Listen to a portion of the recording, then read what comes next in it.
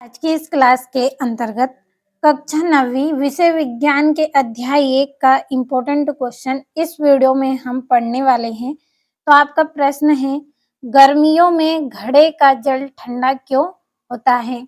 जो गर्मी का टाइम होता है उसमें जो घड़े होते हैं, मिट्टी के घड़े जिनमें हम पानी भरते हैं, तो वो घड़े का जल गर्मियों में ठंडा क्यों होता है, ऐसा क्यों होता है?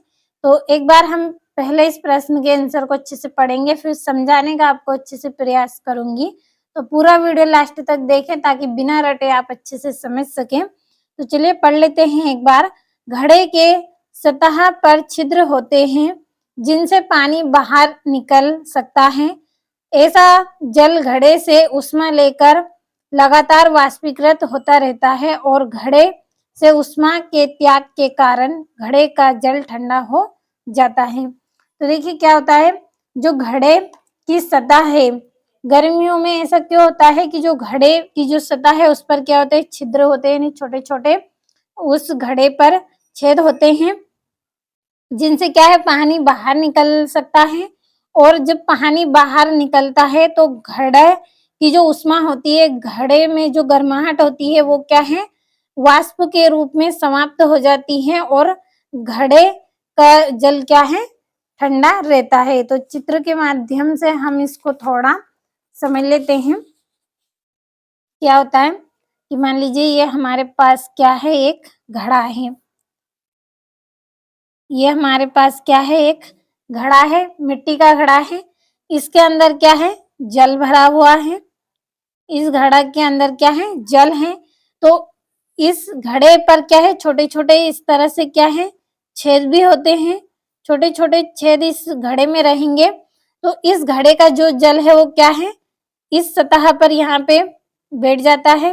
पानी की जो बूंद होती है वो इस मिट्टी के घड़े पर यहाँ पे आसपास इस तरह से बैठ जाते हैं। अब देखिए ये पानी की बूंद यहाँ पे आके बैठ गई है और घड़े की जो गर्माहट है, यानी कि जो ऊष्मा है, वो ऊष्मा क्या है, इस बूंद के साथ वाष्पीकृत हो जाती है। इस बूंद के साथ क्या होगी, वाष्पीकृत हो जाती है। यानी कि जो घड़ा है हमारा, ये क्या करता है, ऊष्मा को क्या कर देता है, ऊष्मा का त्याग कर देता है और इसके अंदर का जो जल है वो कैसा हो जाता है, ठंडा हो जाता है। जब घड़ा हमारा गर्म नहीं है तो उसके अंदर जो जल है वो कैसा रहेगा, ठंडा रहेगा। तो समझ में आया होगा। फिर से समझ लीजिए कि घड़े के अंदर जल भरा हुआ है और यह जल क्या करेगा, इस मिट्टी के घड़े के ऊपर जो छोटे छोटे छेद हैं, तो ये जल की कुछ बूंदे इस सतह पर इस तरह से आकर बैठ जाएंगी। जब ये जल की बूंदे इस तरह से इस सतह पे आके बैठ गई हैं, तो ये क्या है, ये बूंदे वाष्प के रूप में वाष्पीकृत हो जाती है, यानी कि गैसीय अवस्था में ये समाप्त हो जाती हैं। और इस घड़े में जितनी ऊष्मा है, जो गर्माहट है, उसका भी क्या हो जाता है, त्याग हो जाता है, नहीं कि वो भी नष्ट हो जाती है। तो इसके अंदर जो पानी है वो कैसा हो जाता है, ठंडा हो जाता है। तो इसलिए गर्मियों में जो घड़े का जल होता है वो कैसा हो जाता है, ठंडा हो जाता है। तो समझ में आया होगा अच्छे से। गर्मियों में घड़े का जल ठंडा क्यों होता है, ऐसा क्यों होता है, तो ऐसा इसलिए होता है कि घड़े के सतह पर छिद्र होते हैं। छिद्र यानी कि छोटे छोटे क्या होते हैं, छेद होते हैं जिनसे पानी बाहर निकल सकता है।